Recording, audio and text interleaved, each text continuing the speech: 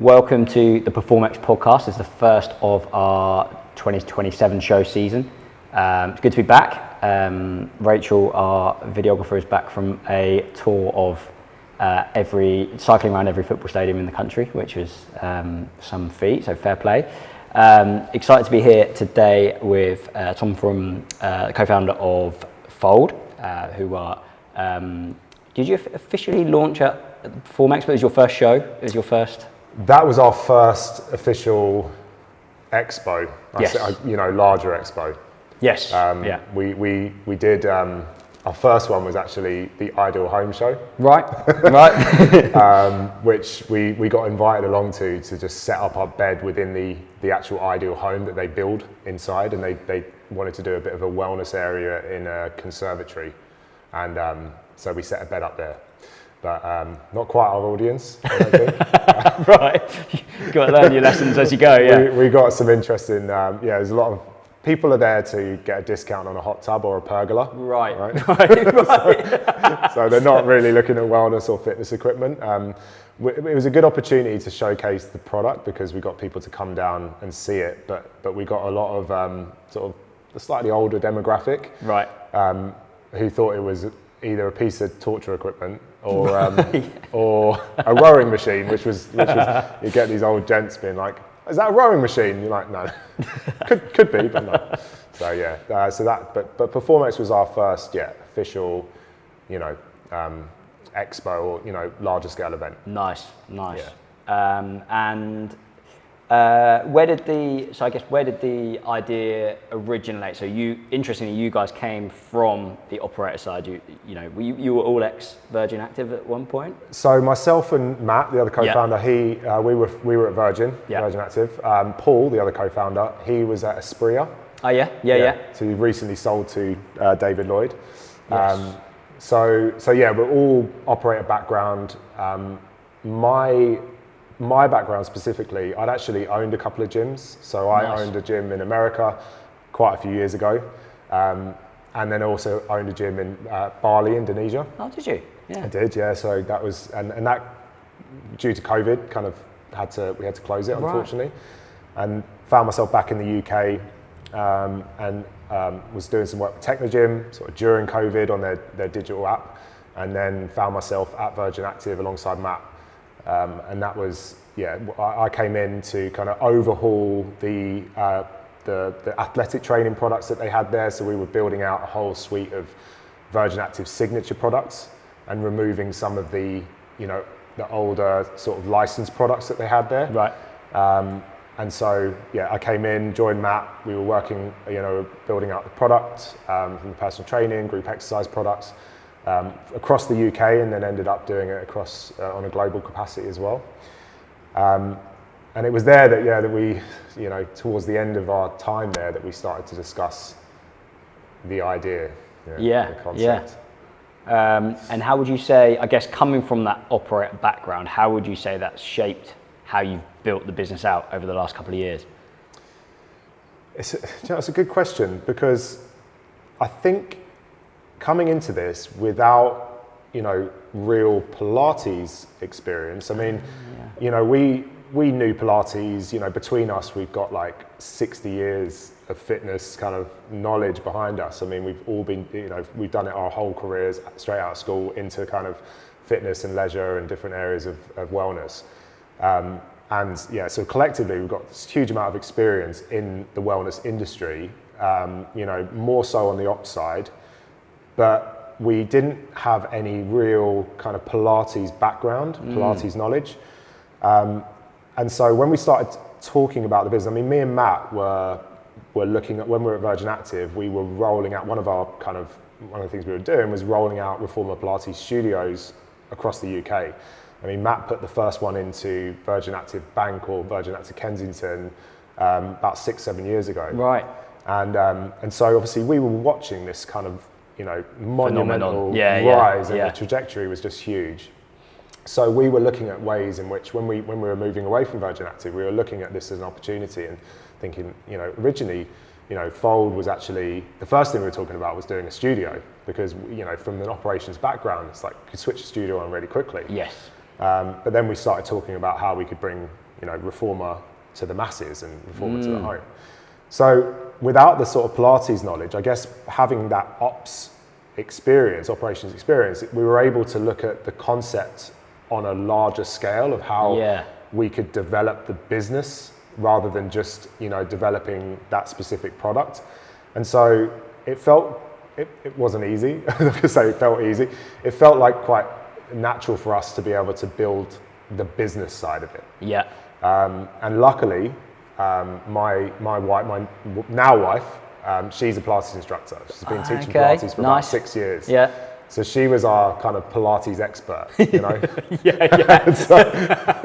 so it's like with our combined sort of, business knowledge, operations knowledge, and then her Pilates expertise, it was, we were able to get it off the ground. Nice. And it can sometimes be refreshing, fresh eyes on a business, right? Because you're looking at it not from the way it's always been done, but like here's how we would do it, like kind of thing. Is it like? Yeah. And because, it was quite, obviously Pilates is big.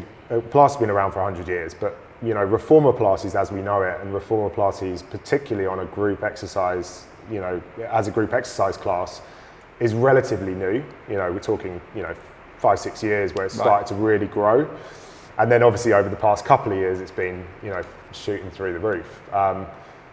So for us it was that kind of opportunity to see the where the concept could go and how far we could take it. And I think having that inside knowledge was just really helpful for us, because we could see how huge it was getting in the commercial side. And so naturally, when the commercial side grows, you're then getting more of a consumer to the product as well. And so, still to this day, we see people who are going to a studio, trying it for the first time, immediately recognizing like, I can't sustain this, maybe financially or geographically, it's too hard to get to. So they then naturally look at ways that they could do it for cheaper or do it at home. And, so there's a connect between the two. And I think your USP definitely comes from your operator experience with the folding nature of the bed, right? Because talk me through that and the challenges with scheduling and... Yeah, so when we launched FØLD, it was we launched it as a strictly D2C business. We didn't even, we did see the opportunity for it to be a B2B business and going into studios, but it certainly wasn't our first approach. And then we probably within the first month, I think within that first pre-sale that we went live, we were contacted by someone who was opening a studio. I'm really interested in putting your beds into my studio. Are they studio quality? And so, we actually went away, we went to our manufacturers, we started, looking at what testing they'd done, got some information about the springs and were they studio grade, studio quality. So we made sure obviously that the quality was there and we were happy with that before we went back and said, yeah, sure, put it in your studio, because we wanted to make sure that it wasn't a product that was built for 2-3 times a week use, and then all of a sudden you've got 40 classes a week, and and it doesn't it doesn't work. So it was a bit of we had to put trust in the manufacturers. We had to also build that trust with that studio in order for them to to trust that what we're giving them is going to work for them. So that was the first studio, and as soon as we started to launch that and we got onto got some UGC on social media, it was just like a wave. Right. That first studio, people saw it, they were like, oh, I could do that. I could switch that on. So then that's when the B2B really started to build. Now, I think for us, then looking at it and looking at how we sell it, right.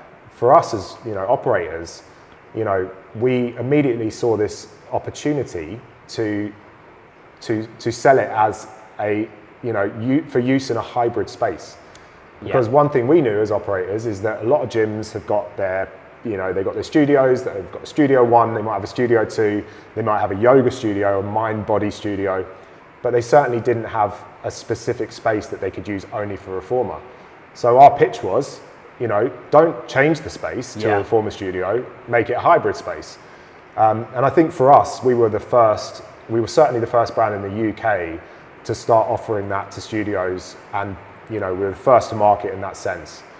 And yeah, then we just saw it just took off for us really, both in the D2C but also in the B2B, where we got that, we got that trust. And once the trust is there, then you start to see the, And I think a thing on that we spoke about offline, but I think from coming from outside of the sector, you're able to break rules. Like, there's a certain type of bed that's, recommended, and you guys have gone, actually, we're going to do it like this. Yeah. And then that then works for operators. And what you launched at PerformX, you had like really tidy cupboards to put them away. Yeah. So for an operator, I know I go around quite a lot of our buyers, and you're mentioning that, and their ears are pricking up, going, okay, interesting. Like, we definitely want to put reformer in, but we're a bit, it's going to take the whole. But so there's options for people that are like looking at that, dipping your toe in the water, or like, could we still use this space for the other 40 classes that we've got this week, or where, whatever it is. So I think that's really interesting. What's been the biggest,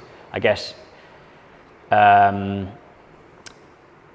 feedback you've had from operators so far? What's that look like? Well, actually, as you mentioned it, we've gone in with a different bed, but functionally it operates the same as any studio bed. Now, it might be a little bit shorter than some beds, but the thing is that reformer Pilates and reformer Pilates equipment, as we know it, is relatively new in this space. It's not like a spin bike, which there's 1,000 different versions and different iterations, and you wouldn't necessarily walk into a spin studio and go, well, this is the wrong bike. Right. Because what is the right bike? I I guess Spin was a brand, right, when it first started. So is it the original Spin bike? But then you've got Kaiser, you've got Technogym, you've got all these different brands that have got into the space. So your first thought when you walk into a spin studio that's been around for a long time is you don't think, well, that's the wrong bike. Yeah, and who are you speaking to? It's the customer. Yeah, it might be their first class, or you don't know what they're. Yeah, correct. Yeah. So with our foldable bed, if you know reformer Pilates, the chances are, if you've done it for a long time, you're going to be comparing us to a balance body, or maybe even a Gratz bed, or the original kind of like the original reformers. And they are going to be different. But then as we see this market grow, there's going to be lots of different beds that are out there, but the functionality is the same. They're spring loaded, so the resistance comes from a spring. You've got a carriage, you've got ropes, you've got risers, you've got a foot bar, and all of them are slightly different. Yeah. So because ours does fold, it is slightly shorter, but not enough to, for even myself, I'm 6'2", I've not, I can do, I'd say 99% of the exercises. I might kind of bottom out a little bit in certain exercises, but it doesn't restrict me, restrict my movement.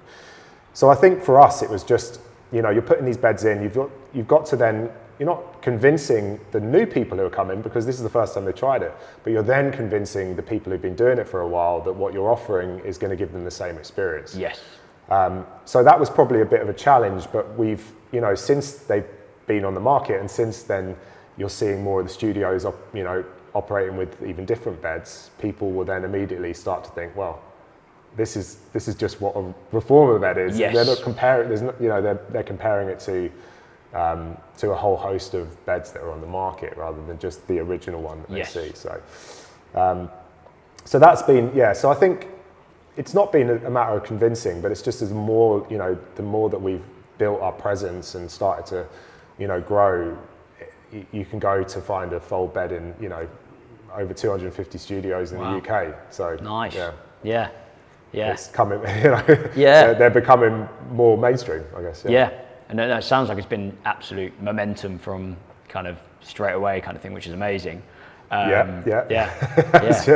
What's been I guess what's been the biggest lessons and adaptations so far? Biggest lessons, I think, for us. So, I mean, first of all, our product as you see it now, so this our fold bed, we own the IP on certain elements of this bed. So while the foldable kind of element isn't unique to us, there are other foldables on the market, and some of them look quite similar. We have our Easy Fold system, which we designed ourselves with an industrial designer. our wheel system is set up so that the EasyFold system works. So it sort of keeps the bed in position when you're folding and unfolding it. And so we've actually patented those elements of the bed that make it very unique to us. So the reason we did that is because when we went to market, we did a product that other people were doing. You know, we didn't. Yeah. It was already out there. There were other brands that were selling the same products, but we went to a manufacturer and they just had this kind of drop ship model that we could sell. Right. So one of the first things we learned was that we needed to, in order to accelerate the brand and in order to elevate what we were doing, we needed to have our own products. We needed to have our own IP. So it was only probably a couple of months in that we started to talk to designers and actually, try to come up with something that was uniquely ours. And we actually listened to the feedback from our customers. And one of the pieces of feedback they said is that, yes, it's foldable, yes, it's space saving, but it's still quite heavy. Okay. And it's still quite heavy to fold and hard to fold, right? And considering our kind of demographic was, females, anywhere sort of like 30 to 55, and the bed itself weighs about 72 kg dead weight. And even what we were talking about with operators before this is the how difficult it would be to keep putting it away and picking it back up. How many times you'd be willing to do that a day to fit in your schedule? Yeah. And you'd end up just leaving it out because like it just wouldn't make sense to do. And then also the trying to build some like SOPs around that, which is an absolute nightmare because there's health and safety to look at. There's all these different elements. So that was one of our first learnings. We actually thought, how can we, because we wanted to maintain the studio quality. We didn't want to make it lighter. A lot of the other beds are built with rubber wood, which is a lot lighter, but it's also not as strong and I don't think it will last as long in a kind of studio environment. Or they're aluminium, which means that it's going to be lighter, easier to fold, but then you don't get the sturdiness that you want from a reformer bed. So we went to our brief to the designers was keep the bed the same, but make it easier to fold, right? But also keep it simple so that we don't have to increase the price too much. So we looked at various different versions, and actually some of them that you might see that are coming out now, people are trying to use gas struts and all different ways to make them easier to fold. But actually, for one, gas struts have got a bit of a life expectancy, so they don't last, there's not really any testing over like long hours of usage. But they're also more expensive. So then automatically you put that on and then the bed becomes more expensive. Right. So we used a spring.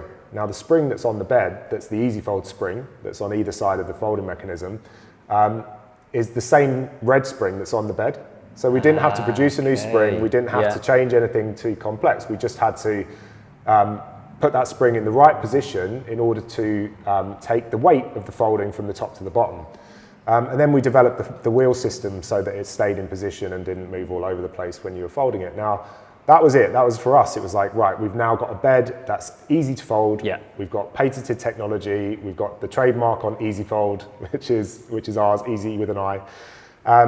And then we were able to confidently say to operators, yes, you can put the bed up and down during class, in between classes. It's easy to do. It takes a couple of seconds.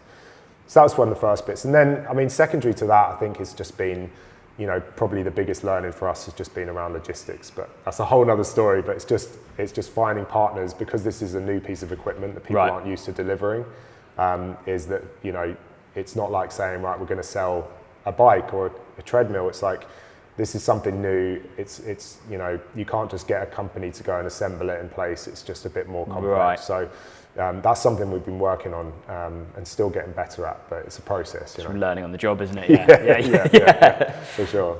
And you touched on the trend and how that's absolutely booming. Why do you think it's becoming, moving from boutique studios to something bigger and something that operators are now starting to look at? But by operators, I mean the big gym chains and the more mass market. Yeah. So, when I was at Virgin Active, I went in there to kind of overhaul the athletic training products that they had. They had they had the licensed products. Then they created some Virgin Active signature products, but it was all starting to become a bit outdated. Right. And one thing I'd seen from sort of my time when I launched my gym in Bali in Indonesia, I was, it was a strength-focused training gym. You could go in, you could do a strength class, you could learn how to lift. It was about, it was like small group training, but on a larger scale. What I was seeing, especially coming from people coming from Australia, and what the demand was from in America, and certainly what we were seeing as rising trends in the industry was strength training, and we're still seeing that. I mean, it was named top workout discipline 2024, 2025, 26. It's still there at the top. And what people are doing there is they're learning. There's an education to it. There's a skill base to it. And because I think people now are demanding more from their training, you're not just going and smashing yourself silly and then, wrecking your knees and kind of then figuring out why you're doing it. It's actually learn how to move properly, learn how to squat, learn how to deadlift, learn how to do these movements so that there's more longevity in it. And we're seeing that across the board in longevity. People are, in how ice baths, saunas, red lights, all of that is starting to. We're looking at health and wellness as a long game, not as just like get fit fast, right? Which is great. Which that for me is exactly what I think how it should be going. So I was seeing that, and then you're seeing Reformer, and if you link those two together, you're looking at the two things that are growing the fastest: strength training, Reformer, and what have they got in common? They're both skill-based, right? So that's that. People are wanting to learn more about Reformer, and so learn more about their bodies, and Reformer is perfect for that because it's a practice. It's not something that you can get on, press play, and then that's it. You get on there, you learn the basics, you go through your practice, you get better and better and better, and the ceiling is huge. True. I mean, you're not just like, I can get really good at doing Reformer Pilates, but you can get really good at it, and then it becomes a hobby, right? And there's also that distraction from, because if you're just on the treadmill, you can be checking your emails as well. It is actually time out, and you can only think about that moment of... Absolutely. That's such a big part of it, and we want the escape. We don't want to be checking our emails. We don't want to be looking at our phone in between sets. We want that kind of dedicated time to ourselves. And, and then Reformer is just one part of Pilates. There's a whole system there. And this is why, we see a trend and we see a rise in Reformer Pilates. But actually, when people say, oh, is this just a trend? Is it going to go away? Absolutely not. It's been here for 100 years. We're seeing a rise in Reformer Pilates, but we've just launched our tower, which is another part of the system, and that tower will now, will now give you a 3-in-1 system. You can do mat Pilates on your Reformer, you can do Reformer on your Reformer, or you can do tower.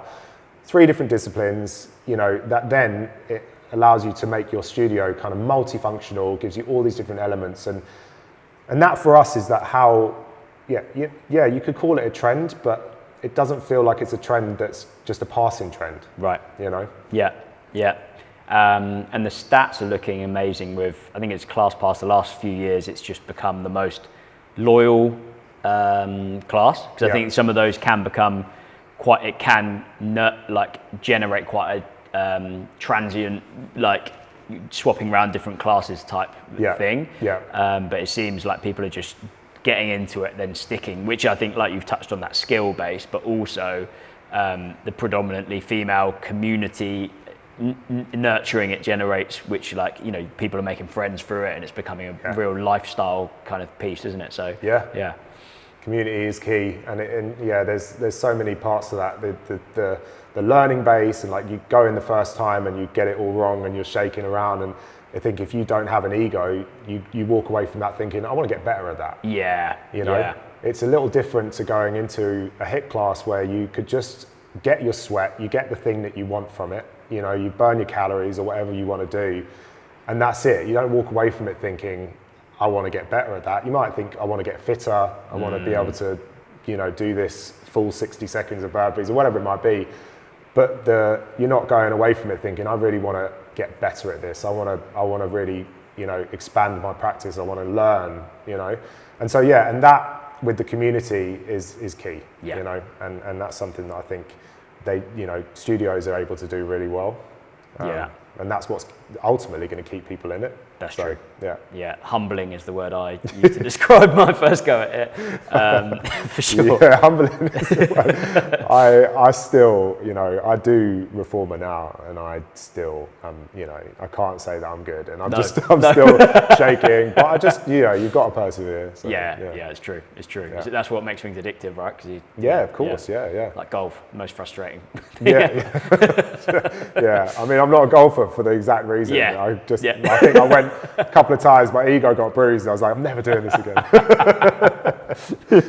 Yeah. So a lot of our audience at PerformX are the big gym chain operators, buyers, CEOs, decision makers. If you were putting a business case forward to them about why Reform Pilates now rather than in 2 years' time, what would you say? Well, I mean, now because it is the most popular, one of the most popular, workout trends that we're seeing globally. But, you never want to be seen, I don't think you want to be seen as that person who's sort of, it's reactive. You go, well, everyone else is doing it, so I'm going to do it as well. So I'm not saying like you do it because everyone else is doing it, but it's that opportunity to give what your members are going to be ultimately looking for, to be able to offer that to your member, because what they're going to do is they're going to start looking elsewhere. And as reformer studios are popping up everywhere now, and we are seeing that. I mean, I think any city that you go to, you're going to see a reformer Pilates studio. Ultimately, it's that, your members are going to go and seek it. And it is something that you can do 5 times a week, as you alluded to before. People are going to 4 or 5 classes a week. So once you start doing that and you think, well, do I need my gym membership? What's the arguments there, right? So, I think that's for all intents and purposes, is literally you do it or someone else, or they're going to go elsewhere. Yes. You either do it or... It's true. I think this was a big part of the conversation at PerformX this year, because like you touched on, longevity being the biggest trend. Yeah. And where are we leaving money on the table? And a lot of operators, say someone's coming to you and giving you £30 a month, but then they're going off down the road and having their hyperbaric chamber or their this, that and the other. And I think Pilates is a really good example of that. And I toured the newest third space, and John, it's got 2 entrances. Usually they only have 1, but because of the incredible building it's in, it's got 2. And he said the Pilates entrance could run as a standalone business, how well that bit's doing. You go in there, you have your smoothie, you've got the Pilates, but then actually you've got access to this wider, amazing gym facility, spa, so it is being that, capturing as much of that person's spend as possible. Because if they're spending £300-400 a month on fitness, like how much of that can you have? And then if you're being their Pilates gym and their smoothie station and their whatever else, and you're their community place where they go and work for the day and whatever else, like it does create that ownership of that person's experience with fitness, basically. 100%. And there's, I think, the interesting thing for us is as we see, when myself and Matt were at Virgin Active, we were launching these studios 5 or 6 years ago when we were first putting the studios in, but some of them were doing so well. Bromley is an example. Bromley, we could have opened a second studio in Bromley. Bromley was running classes every hour on the hour from open to close. Wow. And they were all full. I think they were all full. They were not awful. They were all full. They were great classes, but they were 100% occupancy. It was insane. Oversubscribed waiting lists. Oversubscribed wait lists, and so it's huge. And even when then you see other studios opening in the area, I use this anecdote because I was my wife's Pilates instructor. We used to live in Richmond. She was working at a Pilates studio, and Third Space opened. Right. Third Space, put in Reformer. They do it really well. They offer it as part of the membership. And she was really concerned about it because she was saying, well, they're going to lose business. People are going to go to Third Space for all the things that you're mentioning, right? They get everything all in that one membership. But actually had a reverse effect for her because, for one, it was introducing more people to the concept, right? So there's people who've never done it before.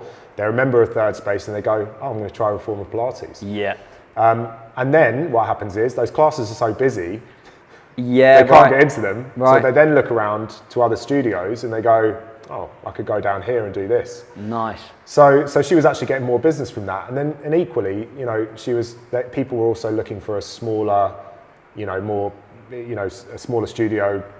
And I think she had 6 or 7 beds or something like that. Nice. So More intimate. versus a 22 bed, you know, so they wanted the intimate experience. So they all support each other. It's interesting, isn't it? It's really interesting. And, you know, like if someone said to me, there's a Reformer Pilates studio down the road, shall I open one? I'd say absolutely yes. Yeah. You know, I can't remember who I was speaking to, one of the big operators that does paddle courts.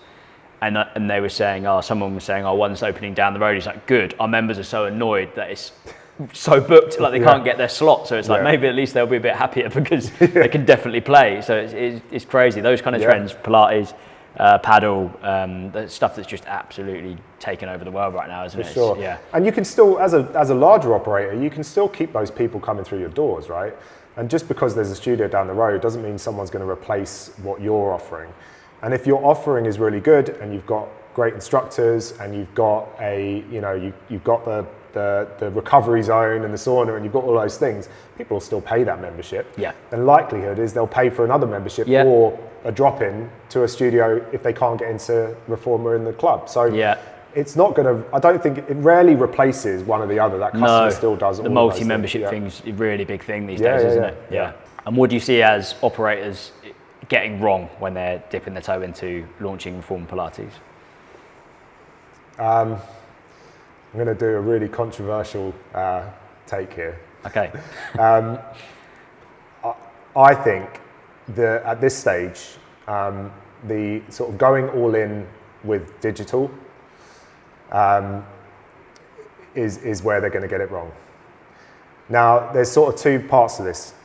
One is Reformer Pilates is quite new, so finding instructors for that is challenging. Okay. Now, one thing that you're seeing a lot of at the moment, like alongside all of the good news that's happening with Reformer Pilates, you're seeing the kind of like, well, someone was injured in a class, or, you know, there's unregulated instructors, or these short courses that, you know, aren't teaching enough and people aren't instructors and they're doing Reformer Pilates classes. And of course, you're going to start to see things happen in that space, but because it's so new, everyone's saying, oh God, it's so bad because like this is happening in Reformer, but actually it's been happening in group exercise forever, you know. Right. It's nothing new. People getting injured in classes is not new it's not true. Just a Reformer Pilates thing. So, it's harder to find instructors for it, which is hard when you want to run a really big schedule across like a commercial club. So there is that sort of issue. That's the challenge, right? And they want to launch the product, but it's challenging to do that without the instructors. But then what I'm starting to see is people going, well, we could just do a digital offering. We get a bed, we get a screen, we have classes that run at certain times, or that person can go in and do a class on their headphones on, and there's so many elements missing to that community. Is there any community in a group class where everyone's got headphones on and they can't engage with each other and interact with the people in the class or interact with that instructor? I don't believe so. So you're missing that core part of what keeps people coming back to Reformer Pilates is your community. That's true. You're putting people in a position where they're following an instructor. It's not just like jumping on a spin bike and going, press play, change your resistance, whatever. You're putting people in a position where they could injure themselves, they could, and the regulation to that is like, well, you can't do this until you've done a couple of classes with our instructors, or however you want to regulate it in club. But it's going to be so hard to regulate that. How do you put the operations procedures in place to stop people from going, well, it's my first class, I could probably do this. I'm going to come in and do this class on a digital, a digital class, and then end up getting injured. And Pilates and Reformer Pilates is, one of the key principles, one of the principles of Pilates, original principles of Pilates is precision. And I just don't think that you can achieve precision without an instructor who's putting you into those positions to perfectly align, or, and I see this across the same with strength training. There's only certain, if you're someone who does strength training and you've been deadlifting for years, and then you meet a really good coach, and that coach gives you one cue, and they say, you know, suddenly well, have you 10 times harder. It's 10 times harder. You're like, wait, I can't lift as much. I've been doing this for 5 years and it's completely wrong. But you're not getting a bad back afterwards. Yes. Or, you know, and they give you that slight cue, and then all of a sudden you go, oh, this is good. And you just, you know, and it's the same, you know, skill-based, it's learning, it's education. So I do think that there is a certain harmony that we can put between digital and in person. I do think there's something that we can create where there's an option for both, but replacing one or the other is where they're going to get it wrong. Right. And that's the way. That's where I'm starting to see it, you know, and especially in you know, clubs that are like 24-hour access, or you know, they're unmanned gyms, which is difficult. They're looking at putting it in, but then they're going to lose that part of what keeps people coming back to Reformer, and that is the learning, it's the education, it's the community. Yes. It's all those things that, you know, I can come in and do a class at any time, but what am I going to get from it? Right. So if I was going to name that one thing that people are going to get wrong or are getting wrong already, it's that. It's leaning on digital too hard. And you know, we're seeing so much more now. We're seeing, you know, body mapping and all these things, and this technology that's going to come out, and the way that AI is moving so fast. For me personally, I just think that it's going to go that way. We're going to see that rise of the digital. We're going to see the rise of AI within that space, AI instructors, however you look at it. But then I think ultimately it's going to come back to... It'll bounce back, back to that unique human. So, you know, that would be my piece of advice. It would be, you know, you can offer it, and it can be an offering if you want, but it needs to be in person, it needs to be instructor-led, it needs to be good instructors, regulated, you know, that's where you're going to get it right. You're not just going to have people that are going to come and do one or two classes. You're going to get people who are going to come for years. Yes, get addicted and stay. Make friends for life, and 100%. Yeah, I think that's a really, really good point, especially around the practice, the skill, and the community piece, because community is a overused word that, you know, it's not, you're not necessarily got community unless you sort of nurture it, and it feels like Pilates is really nurturing. Like, it feels like it's got that CrossFit thing where people are just 100%. hooked, it's a cult. Making friends. It's a cult. It's a cult. But really in a good way, in a good cult. But that skill-based, like, we're all in it together, learning. It doesn't really matter what level you are. We're, you know, that kind of thing to it, hasn't it? And people are making friends, and it just feels like it's. It definitely. And you know, and this is the thing, is that people will say, you know, I've had this kind of pushback to me, is like we sell a bed for people to use at home.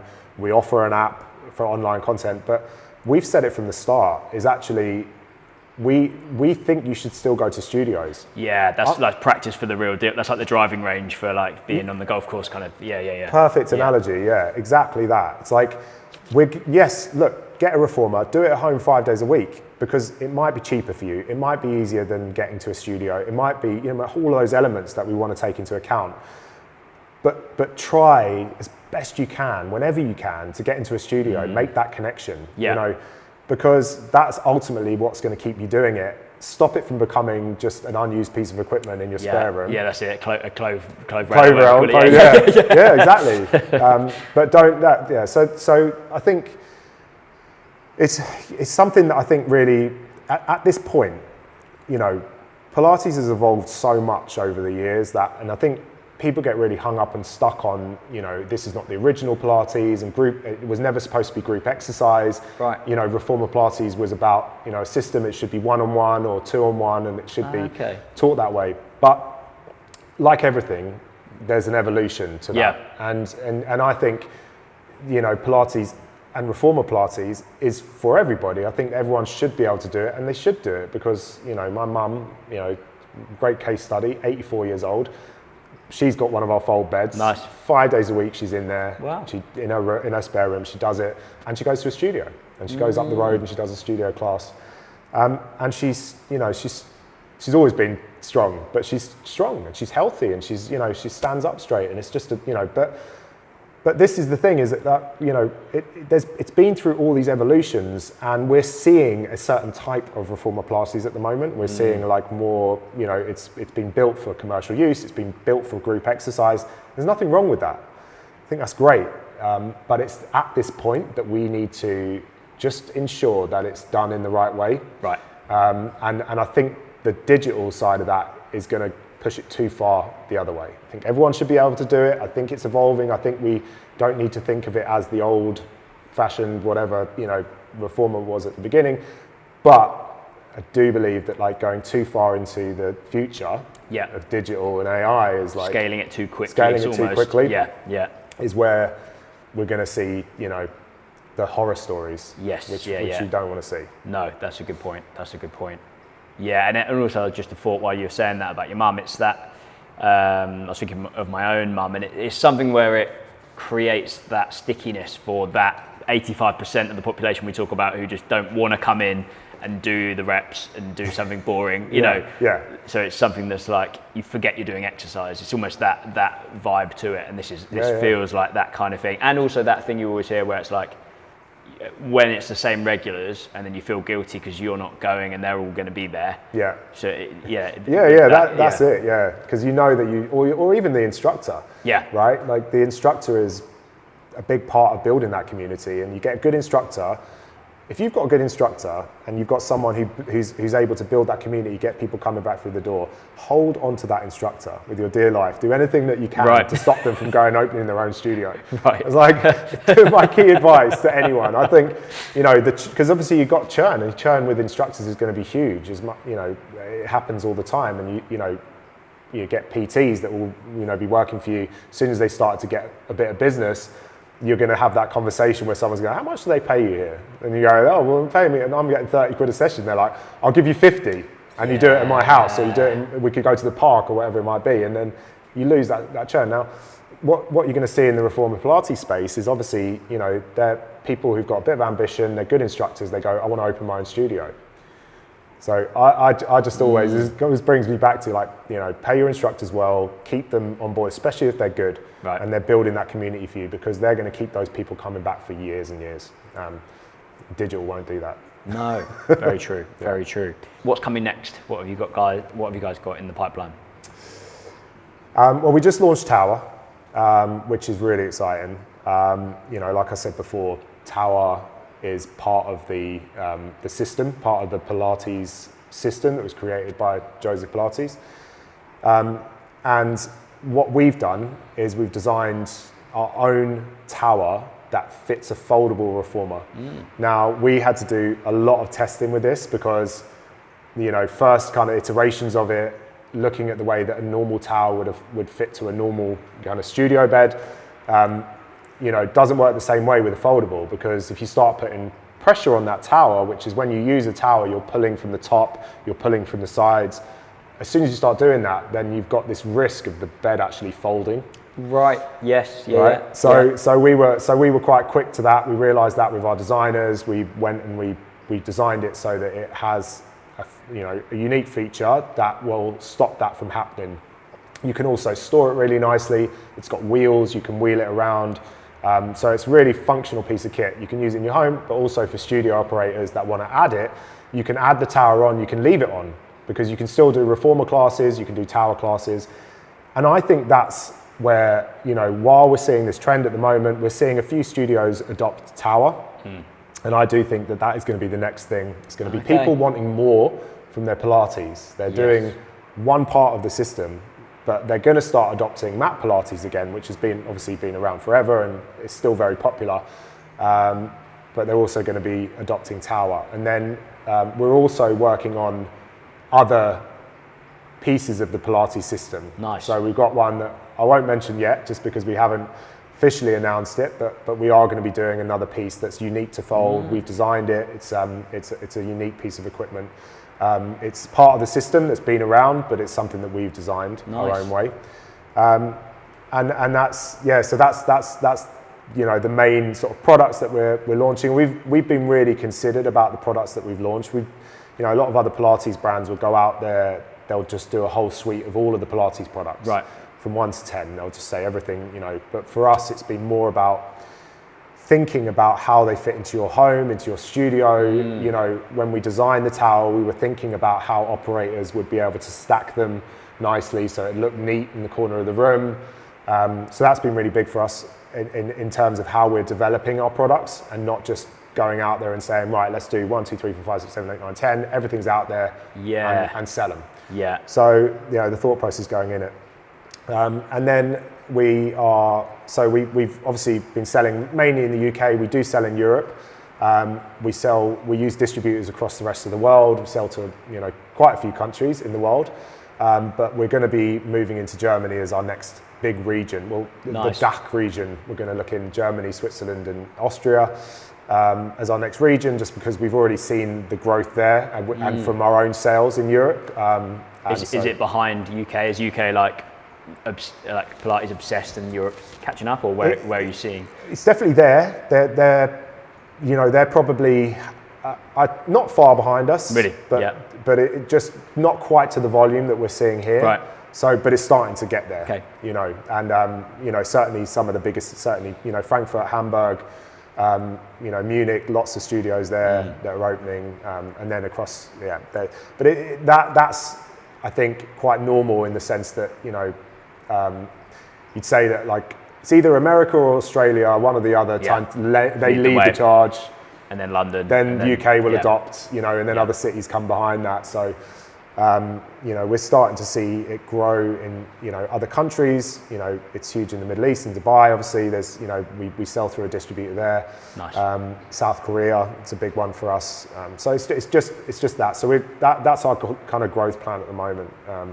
Is growing in those regions, and then as we are right now in the House of FØLD. So this is it's been a bit of a test for us to kind of like see how it works on scale, but these experiential showrooms, content hubs, places that we can build our community, and that FØLD community is very important to us. So we're going to look to launch these spaces to start off with across the UK. Nice. And then as we grow into Europe, we'd look to do the same thing in those countries as well. So getting people hands-on, getting people on the beds, testing. Trying it, feel it, touch and feel it. We've got the utmost confidence that these beds are suitable for studio use. Yeah. So confident, in fact, that we've just opened our own studio. Yeah. And we allow people to come in and try it. So that's the thing. We're not shying away from it and trying to hide behind sort of an e-commerce platform. We're here to say, look, the product's here. You can come and try it. If you don't like it, that's fine. But we believe in it, and we trust that it is a great product. Nice, brilliant. And outside of Reformer, what else are you seeing? What do you think the biggest shifts and trends our sector is seeing? Well, I mentioned it before, but obviously, as you highlighted, PerformX as well. The longevity, trend. I mean, longevity is for Someone life. called it a gold rush to me. Yeah, gold rush. Yeah. But we're obviously seeing that. But it's so interesting to me how these things, it's like ice baths, for example. I mean, it's all we were talking about last year, and there was such a huge rise in it. And it only takes that one kind of person to say, well, they're not great for X, Y, Z. Right. They're not great for women, or they're not great for, I don't get into the science of it because I'm not sure. I sort of read the articles on it. So I don't know if it is good or bad for women, but I've certainly seen those articles. But it only takes that before someone says like, okay, I'm not going to do this anymore. I was reading recently about saunas not being great for men, and your kind of like your testosterone production, and also fertility. Okay. Because it can affect, that high heat can affect your fertility. Better stop having an hour a night then. I live in them. Well, there's a guy out there, I'm not sure who it was, but he's actually selling some like cold pants that you can wear. Oh, I've seen that actually. Yeah. Yeah. Brilliant. So I'll get some of them, I'll be back in. Get it. But I think the thing is, the reality is, I mean, it may or may not have that harm, but I think the benefits outweigh the negative response. But the thing is that the story, the stories can then kill a product, or it can kill something. So it's really, you got to always be really careful with how that happens, right? Before the horror stories happen, right? Yeah. But so I see that longevity is happening, and I see that really growing. Strength training has been growing, and I see that continuing to grow. And I think that's a great place to, space to be in. I think it's, I love the fact that people are, looking at getting strong and being healthy as a long-term goal, rather than a short-term fix. And we're seeing it now. Obviously, we've seen it forever. Is like people want to get fit for the summer. People want to get like a six-pack or whatever. We still see it. It's still going to come up in negative press, and I'm not a big fan of it, but I think, anything that gets people moving, but it's like what keeps you moving. And that's my thing. So that's certainly where I'm seeing things go. And, I go and walk around, you go to FIBO and you see obviously like, strength training is taking up the world at the moment. It's like everything, obviously High Rocks over here, which I'm not sure what space that really fits into, but yeah, I think where we're going to see for the next few years is this growth of reformer into different parts of the system. People getting interested in tower, chair, ladder, barrels, spine correctors, all those things that make it that full complete system. More people coming back to mat Pilates, which is really hard and really, really good. And then, just seeing, longevity and how people are more interested about how they live healthy and live long. Yeah, nice. And then, so going into PerformX, just to finish off, so you guys had one of the prime spots on the entrance this year, which was super cool.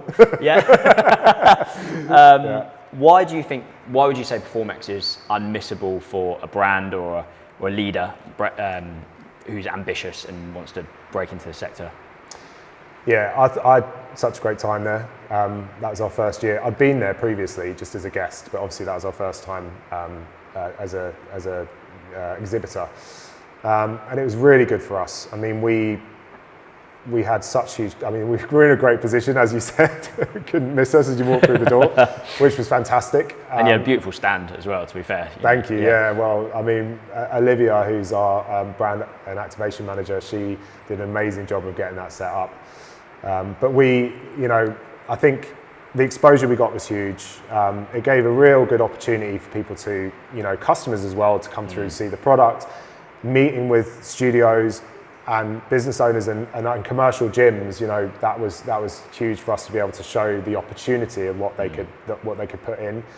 But also, the speakers that you have there and the level of people that are coming through there to speak, and the amount of I myself went off the stand a few times to go and listen to some of the talks. Good, nice, yeah. Because I couldn't miss it, right? Yeah. Like you just and so being in a forum where you can go and see some of these people who some that rarely speaking in the UK, or there's a huge benefit to that.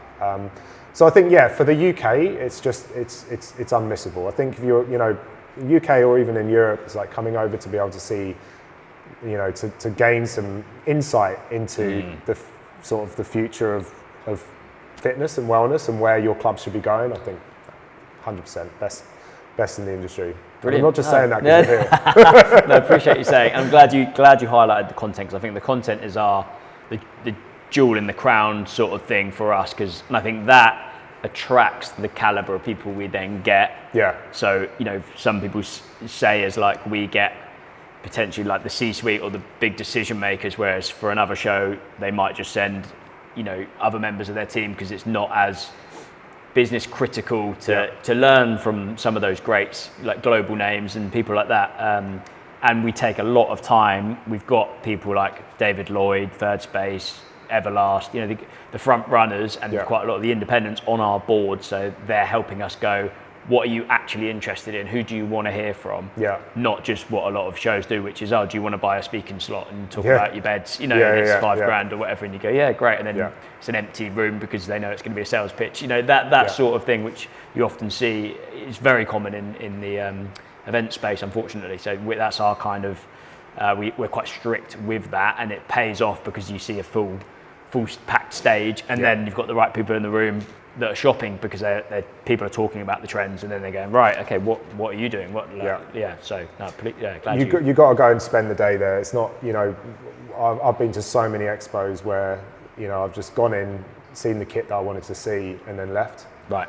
And what does that do for me? I'm not really, it might be an opportunity to just see a piece of kit that's been out there, but actually, there's no growth in it. There's no learning. There's no development in what, am I doing the right thing, with my studio or my gym, right? I'm trying to actually, and I think in order to stay ahead, talk about staying ahead of the game and what operators might be doing wrong. It's I think I found that a lot of the time people are so stuck in their ways, they think they know best. They can't like let go of the ego to go and learn from someone else, right? One of the best things I've ever done in this industry, I think the reason that I ever got to the level that I did of opening my own gyms and, working at, senior level management in commercial gyms is from actually listening to people who've been there and done it, and can give you that advice, and and then looking ahead and thinking about what trends are coming, and not saying, well, it's only a fad, I'm not going to, but actually learning the real, the depths of it and understanding it, make much more considered decisions about the future of your business based off of really, it's calculated. It becomes calculated when you hear from people telling you how to do it, not from when you're thinking, I know best, I can do this, right? It's true. Keep your ears open. It's true. Even like people like Jeff Sweefel we had over from Lifetime in the States, and he's adding like ridiculous amounts of money per club by bringing in this longevity offering that he's tested for probably 10 years in different forms, and even just if you get a glimpse of insight from that you can take away. And these people generally were in such a growth-minded industry that people are very open to share. Like, we find the biggest thing we get is like, it was the people I met, like you said, the caliber of people in that room, but you can just go up to someone, you go, oh, that's thingy, or one of the speakers or whatever, and you can ask them. And I found some of our people we've booked and flown over, they'll stay there till the after party, and they're giving away all the secrets because they're in the US. They don't, and often in our industry, someone's only a direct competitor if they're demographically next door.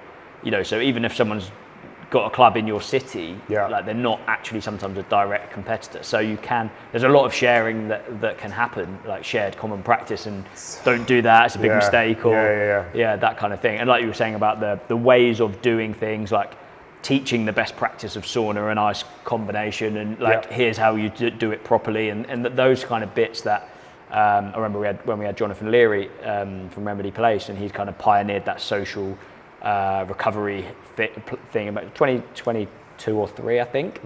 And now you see that everywhere. But he was like, I remember someone coming up to me and saying, he just spoke to me like 40 minutes and told me exactly what to buy, and don't get that. And so moments like that are almost priceless.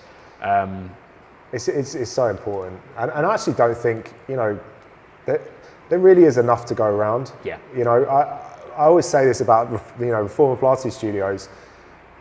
You walk down any high street, and there's an abundance of coffee shops, but you kind of like bit of a this, I don't know if this is my kind of saying, but someone said it to me once, and I was like, you sort of go where your energy flows. Yes. Or what, I don't know the exact saying, but it's like you choose where you go based off the community that's there, the instructors that are there. It's your people, right?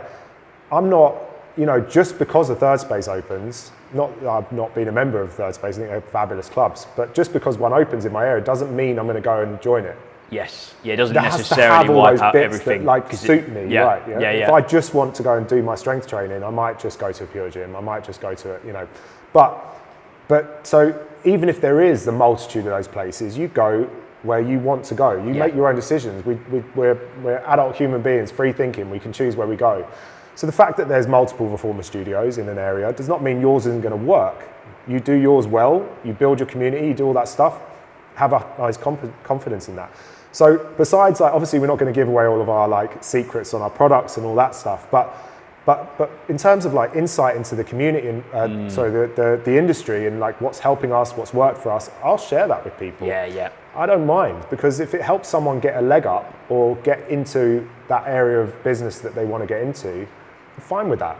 There's enough to go around. There really is. And we're finding that with collaborations, like we're becoming sort of the host of a lot of things. We'd like to be seen as the host of, we had the spa, a big group of spas that hosted an event within our show this year, and then we host Independent Gyms show. We host, all different parts of the sector. We're doing a big thing with the Leisure Trust this year, and how can we sort of be, so we try not to see anything as competition, but how can we sort of unite everyone and collaborate kind of thing, which sounds, it's the way to go, really. I think so.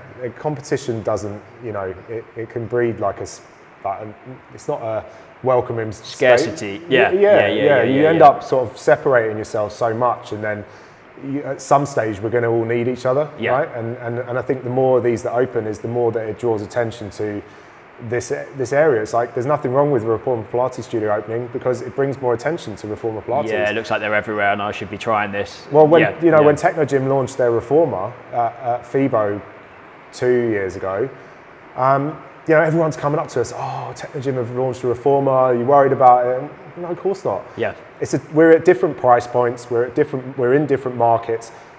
What's great is that a big brand like Technogym have seen that Reformer is doing well enough for them to launch their own. Yeah. So for us, that just is a tick. It says, well, are we doing the right thing? Absolutely, we're on the right path. Yeah, 100%. So it's validation. That's true.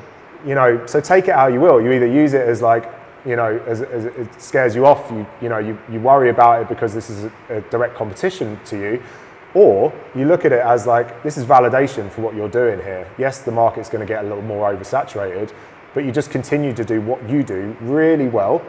Ensure that you're listening to your customers, make sure that you're creating your community, that you're building right, and people will choose you. If they don't want to choose you, they'll go elsewhere. That's true. It's fine. That's very true. Very true. Very true.